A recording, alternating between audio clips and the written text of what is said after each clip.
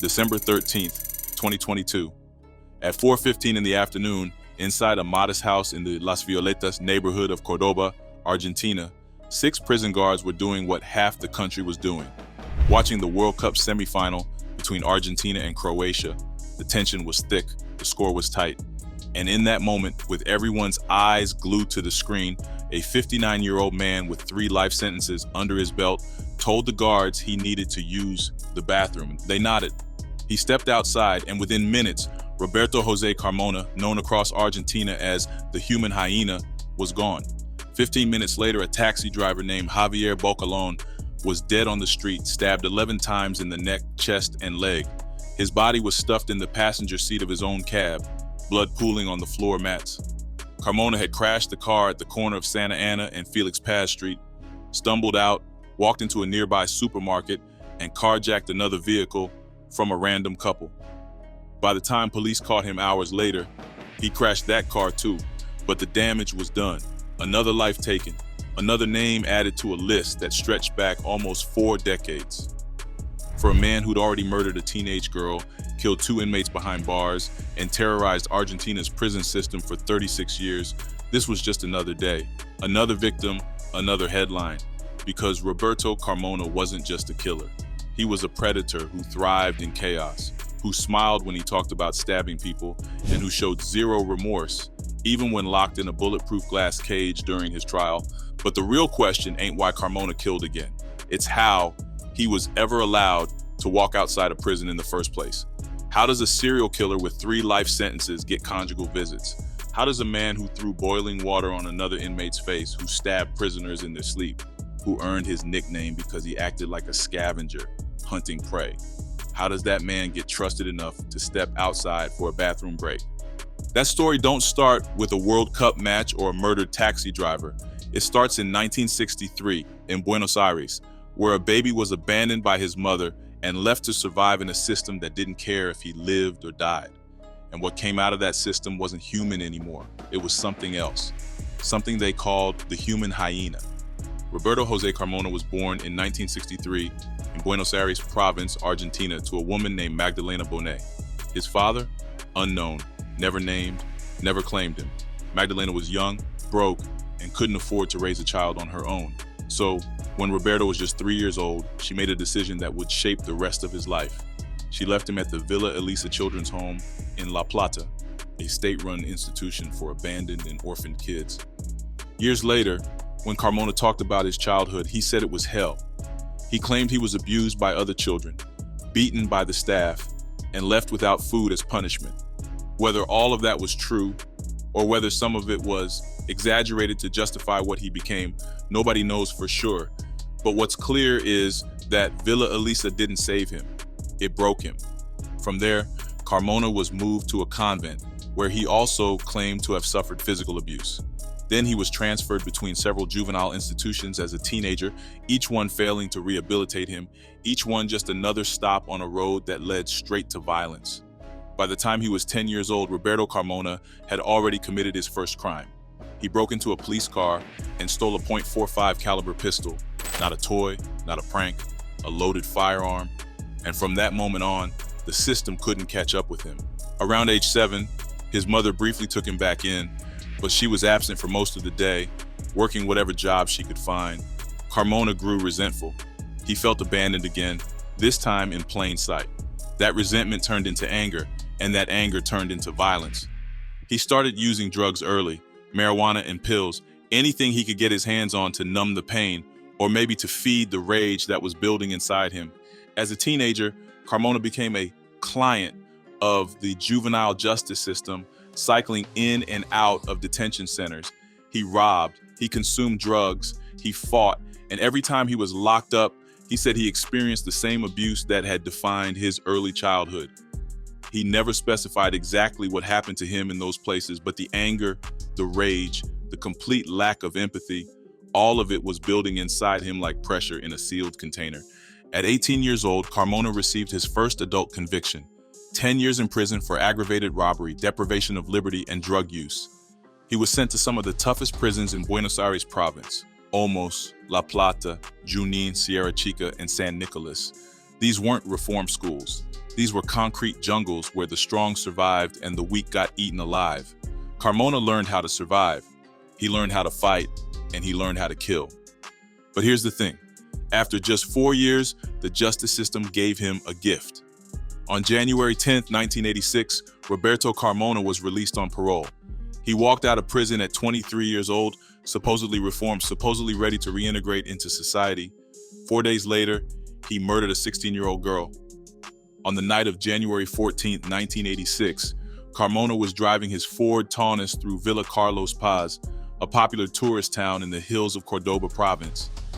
It was late, past midnight, and the roads were mostly empty.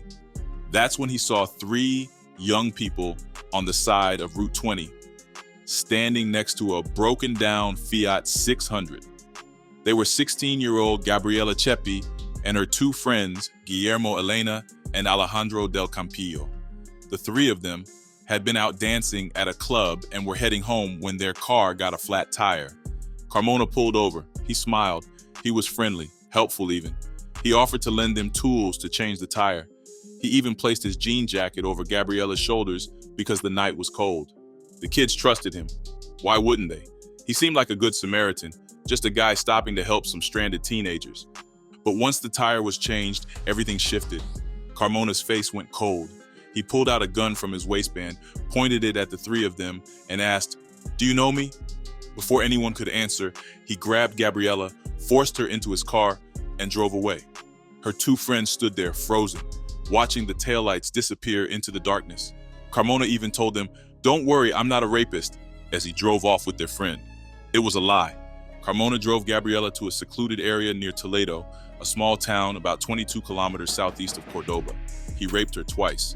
Then he forced her out of the car, took out a .22 caliber rifle, made her kneel on the ground, and fired a single shot into the left side of her face from about a meter away. Gabriela Chepi died instantly. Carmona left her body there, exposed to the elements, and drove back to Buenos Aires like nothing had happened. For 29 days, Gabriela's body lay in that field. Her family searched, her friends cried, the police investigated, and Carmona, he kept moving, kept robbing, kept terrorizing people. On February 11, 1986, almost a month after the murder, Carmona was arrested in General Pacheco, Buenos Aires, after he kidnapped a cab driver and a family at gunpoint to rob them. When police took him into custody, they had no idea they just captured a murderer. But during the transport back to Córdoba, Carmona confessed. He was calm, almost casual about it. He told the officers where Gabriela's body was. But here's where he earned his nickname. He lied, multiple times. He gave police false locations, sending them on wild goose chases across the province. He toyed with them, playing games, enjoying the power he had over the investigation. He led them to empty fields, abandoned buildings, wrong coordinates. And each time they came back empty-handed, he smiled and gave them another location. Finally, on February 13, 1986, Carmona told the truth. Police recovered Gabriela's remains exactly where he said they would be.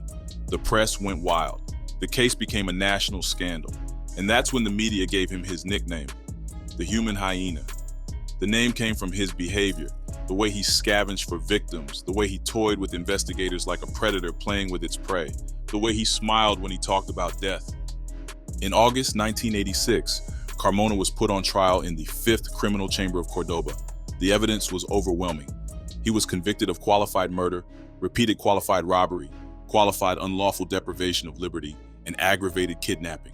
The judge sentenced him to life in prison, one of the longest sentences in Argentine history at the time. Carmona was 23 years old, and he would never see freedom again, or so they thought. During that first trial, something remarkable happened. The presiding judge, Carlos Lloveras, asked a forensic psychologist named Liliana de Licitra a pointed question. If you had to put someone in the defendant's chair, who would you put? Society or Carmona? Her answer was chilling. I would put both. Society because it creates people like Carmona with its juvenile institutions that don't rehabilitate anyone. Instead, they form psychopathic personalities with sociopathic traits like the one Carmona has today. That statement still resonates because Carmona wasn't born a monster, he was made into one. But does that excuse what he did? Absolutely not. Carmona was transferred to the San Martin prison in Córdoba to serve his sentence. Inside, he didn't reform, he didn't rehabilitate. If anything, he got worse, because now he wasn't just killing people on the outside, he was killing people inside the prison, people who had nowhere to run, nowhere to hide. In 1988, just 2 years into his life sentence, Carmona got into an argument with another inmate named Martin Castro. The details are murky, but according to Carmona's own testimony, Castro refused to lend him his wife for sex. Carmona was known for harassing other prisoners, demanding access to their girlfriends and spouses when they came for conjugal visits. When Castro refused, Carmona stabbed him with a shank. Castro survived the stabbing, but that same night, while Castro was sleeping in his cell, Carmona heated up a pot of caramel until it was boiling, snuck into Castro's cell, and poured it over his face. The burns were so severe that Castro was permanently disfigured. His skin melted, his face was destroyed. Other inmates started calling him Freddy Krueger because of the scars. Carmona was convicted of the attack and given additional prison time, but he didn't care. He'd proven his point. Cross him and you pay. In 1994, Carmona killed again. This time, the victim was Hector Vicente Bolia, a prisoner who had some influence over the other inmates. Bolia was part of a group that had tried to lynch Carmona after Carmona got into another fight. The mob rushed him, screaming violador, rapist, trying to beat him to death. But Carmona fought back, and in the chaos, he managed to stab Bolia multiple times. Bolia died on the spot. The murder weapon was never found, but Carmona was convicted anyway and sentenced to an additional 16 years in prison. At that point, prison officials realized they had a serious problem. Carmona couldn't be housed with other inmates. He was too violent, too unpredictable, too dangerous. So they made a decision: transfer him out of Córdoba. In 1997, Carmona was sent to the regional prison in Resistencia, Chaco province, a maximum security facility in the far north of Argentina near the border with Paraguay. But the move didn't stop him. In July 1997, just months after arriving, Carmona killed another inmate. This time, the victim was Demetrio Perez Araujo. Carmona fashioned a homemade spear out of a sharpened broomstick and stabbed Perez Araujo to death in the chest. It was Carmona's third murder behind bars. He was convicted again and sentenced to a second life term. At this point, he had accumulated more prison time than most people live. Prison officials didn't know what to do with him anymore. They couldn't keep him in general population. They couldn't let him interact with other inmates. So they transferred him back to Córdoba, to the San Martin prison, and built him a special cell. It was shaped like a cage isolated from the rest of the prison with reinforced walls and 24-hour surveillance. The other inmates called it La Leonera, the lion's den, and it became an obsession for some prisoners who fantasized about breaking in and killing Carmona themselves to settle old scores. But in February 2005, that almost happened. A massive prison riot broke out at San Martin, and a group of the rioters had one goal: get to Carmona and kill him.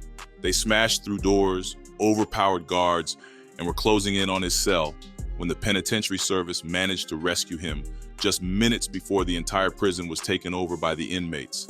It was that close. After the riot, Córdoba officials made it clear Carmona could not stay in any prison in the province. He was too dangerous, and other prisoners wanted him dead. So they sent him back to Chaco, where he had another conviction pending for the 1997 murder. And that's when something strange started happening.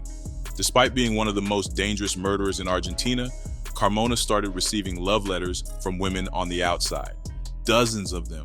Some wanted to visit him, others wanted to marry him. One woman in particular, Angela Elizabeth Etudiez, a 74-year-old from Córdoba, fell in love with Carmona through letters and prison visits. Eventually, they got married in a prison ceremony. In 2011, psychiatric evaluations confirmed what everyone already knew. Carmona was a psychopath. He was incapable of empathy, incapable of remorse, and according to the reports, he killed for simple pleasure. Psychologist Judith Biodo, a forensic specialist who interacted with Carmona, described him as a rare and lethal psychopath whose egocentrism precludes any consideration of others' perspectives or suffering. She noted his tendency to view people as mere objects for exploitation, coupled with an enjoyment of inflicting pain. But one woman didn't care.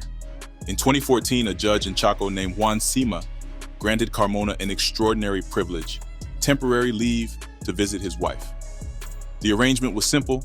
Every 4 months, Carmona would be transferred from Roque Sans Peña prison in Chaco, about 800 kilometers away, to Córdoba, where he would spend 3 days at his wife's house in the Las Violetas neighborhood. The reason given was compassionate. Angela suffered from severe osteoarthritis that prevented her from traveling, and she also had a quadriplegic son who needed medical assistance. Carmona's presence, the judge argued, was necessary to support his family. But before those visits even started, something remarkable happened. In an effort to rehabilitate Carmona, the Chaco Penitentiary Service made an agreement with their counterparts in Corrientes province and transferred him to Gran Lled, a minimum security farm prison where inmates were self-governed and had minimal supervision. Think about that for a second. A serial killer with 3 life sentences sent to a farm where prisoners basically ran the place themselves. Judge Sima later described the arrangement. For 5 years, Carmona was housed at the Yatay model farm in Corrientes, where prisoners self-managed and had minimal surveillance. He would go running to the river about 4 kilometers away, daily. He never tried to escape. He had no problems. And that's when temporary leaves to see his wife were authorized. For 5 years, Carmona ran 4 kilometers to the river and back every single day. He had the freedom to escape at any moment, but he never did, not once. Because Carmona was smart. He knew that if he played by the rules, if he showed good behavior, he'd eventually get what he wanted, access to the outside world. But in 2017, Carmona broke the discipline at the Corrientes farm. The exact nature of the violation was never made public, but it was serious enough that he was immediately transferred back to Roque Sans Peña prison in Chaco, back to a high-security facility where he belonged. Still, the conjugal visits continued. 6 prison guards were assigned to escort him, a driver, a nurse, and 4 guards. During the day, Carmona could spend up to 9 hours at his wife's house. At night, he was supposed to sleep at the Bauer prison in Córdoba. The arrangement continued for years without incident. In total, Carmona made 18 trips to Córdoba between 2014 and 2022. Then came the COVID-19 pandemic. The trips were suspended. Carmona couldn't see his wife. He couldn't make his phone calls. And in October 2021, he did something that made headlines across Argentina. He sewed his mouth shut inside the penitentiary complex 2 in Sans Peña, Chaco. He was protesting because prison authorities refused to give him a cell phone to communicate with his relatives. He sat in his cell, lips stitched together with thread, refusing to eat or drink, until officials finally relented and allowed him limited phone access. It was just another example of the control Carmona tried to exert, even from behind bars, because that's what he did. He manipulated, he terrorized, he killed, and even when locked in a cage, surrounded by guards with no freedom and no future, he still found ways to make people afraid. By late 2022, the conjugal visits had resumed, and on December 13th, 2022, Carmona made his 19th trip to Córdoba. It would be his last. That day, Argentina was playing Croatia in the World Cup semifinal. The entire country was watching, streets were empty, businesses were closed, even the prison guards were glued to the TV. At 4:15 p.m., in the middle of the first half, Carmona told the guards he needed to use the bathroom. They barely looked up. He stepped outside, and he ran. Within minutes, Carmona flagged down a taxi driven by 42-year-old Javier Bocalón. Bocalón had no idea who he was picking up. He stopped the car, Carmona got in, and then he attacked. He stabbed Bocalón 5 times in the neck, 4 times in the chest, and twice in the left leg. 11 stab wounds in total. Bocalón died on the spot. Carmona shoved the body into the passenger seat, got behind the wheel, and started driving. 15 minutes later, he lost control of the vehicle and crashed it at the corner of Santa Ana and Felix Paz Street. He abandoned the crash cab, stumbled into a nearby supermarket, and attacked a random couple, stealing their Volkswagen Gol at knife point. He drove that car for a few blocks before crashing it again. Then Carmona went to the Vélez Sarsfield Clinic, where he tried to steal another car from a woman and her mother. When the woman resisted, Carmona drew a knife and slashed her hands, injuring her badly. By then, police had launched a massive ground and aerial operation to find him. They caught him at 6:15 p.m., just 2 hours after his escape, walking the streets, covered in blood, unarmed but still defiant. The escape lasted less than a day, but in that time, Carmona had murdered another innocent person, and the outrage was immediate. The Argentine press went wild. How could a serial killer with 3 life sentences be allowed outside prison? How could 6 guards lose track of him during a soccer match? How could the Chaco Penitentiary Service not even notify Córdoba police that Carmona was in the city? The blame game started immediately. The Chaco prison officials said they'd followed protocol. The Córdoba authorities said they were never informed. The judge who granted the conjugal visit said the arrangement had worked for years without problems. But none of that mattered to Javier Bocalón's family. Their husband, their father, their loved one was dead because the system had failed. Within hours, Carmona was transferred to Cruz del Eje prison in Córdoba under special security conditions. Then on December 17th, just 4 days after the murder, he was moved again to Bauer prison, where he would remain in isolation until his trial. The 6 prison guards from Chaco were arrested and charged with facilitating escape. Prosecutor Horacio Vázquez led the investigation, trying to determine if the escape was planned or if it happened due to negligence. Carmona was charged with escape and murder to facilitate a crime and aggravated robbery with the use of weapons. Carmona's trial began in May 2024, and it was one of the most disturbing court proceedings in recent Argentine history. Carmona was kept in a specially reinforced bulletproof glass cage during the hearings to prevent him from attacking anyone or trying to escape. And when he testified, he showed no remorse. In fact, he seemed to enjoy it. According to reports from the courtroom, Carmona recounted the murder in graphic detail, describing how he stabbed Bocalón in the neck because he wasn't stopping the car. He spoke calmly, almost casually, like he was describing a trip to the grocery store. When family members of the victim broke down crying, Carmona's face remained expressionless. Psychologists later said that psychopaths often rejoice in their cruelty, and it's exacerbated when they realize their actions and words cause more pain.